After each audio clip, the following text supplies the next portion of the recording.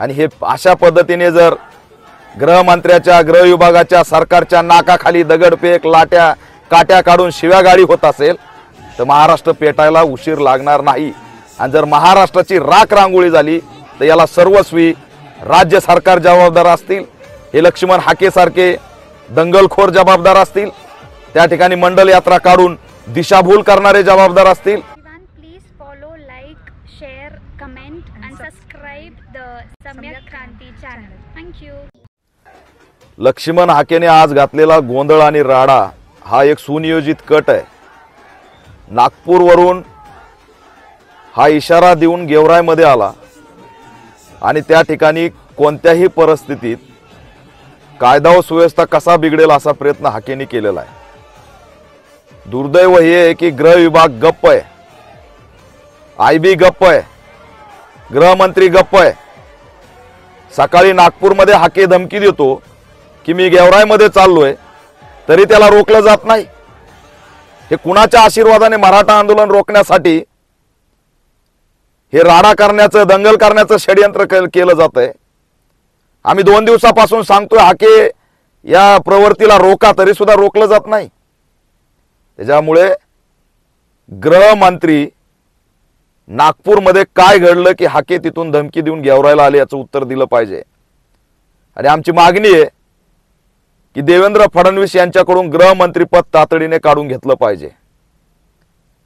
कायदा व सुव्यवस्थेचा प्रश्न निर्माण करून मराठा आंदोलन जे काही 29 तारखेला मुंबईला चाललंय ते रोखण्यासाठी हे षडयंत्र केलं जात आहे। लक्ष्मण हाकेंना महाराष्ट्र पेटवायची सुपारी कुणी दिली याचं उत्तर गृह विभागाने द्यावं।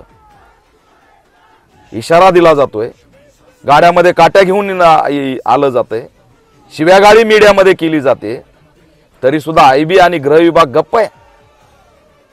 मराठा आंदोलन रोखण्यासाठी हे षडयंत्र आहे, हे आम्ही वारंवार सांगतोय आणि आजपासून ही सुरुवात झालेली आहे।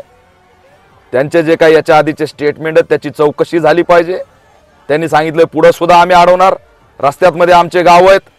मग तुम्ही काय मराठा आंदोलकांचे हत्याकांड करणार आहेत का? हे चॅलेंज कशासाठी?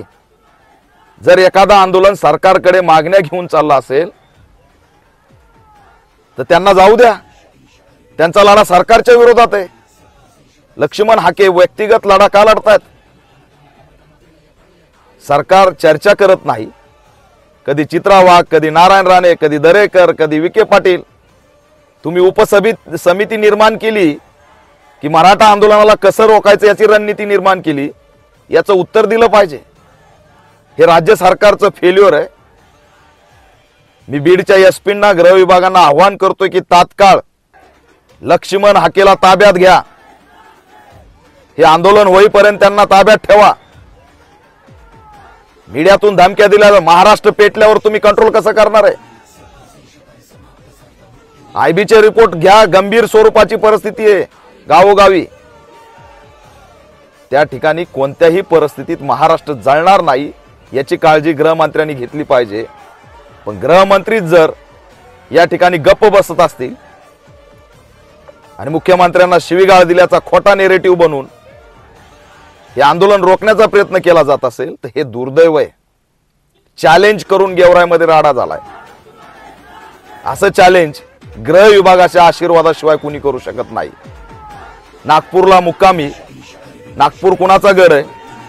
सोबत गुंड घेऊन आले का RSSचे लोक घेऊन आले? याचं उत्तर सुद्धा यातल्या गुप्तचर यंत्रणेने दिलं पाहिजे। आणि हे अशा पद्धतीने जर गृहमंत्र्याच्या गृह विभागाच्या सरकारच्या नाकाखाली दगडफेक लाट्या काट्या काढून शिव्यागाळी होत असेल तर महाराष्ट्र पेटायला उशीर लागणार नाही।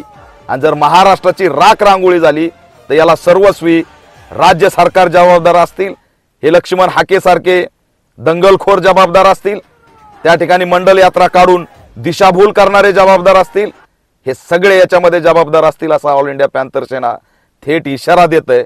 म्हणून तात्काळ गृहमंत्र्याचा सुद्धा या ठिकाणी रोल याच्यामध्ये मोठा आहे, त्यांनी राज्य सांभाळण्याची काळजी घ्यावी अशी अपेक्षा बाळगतो।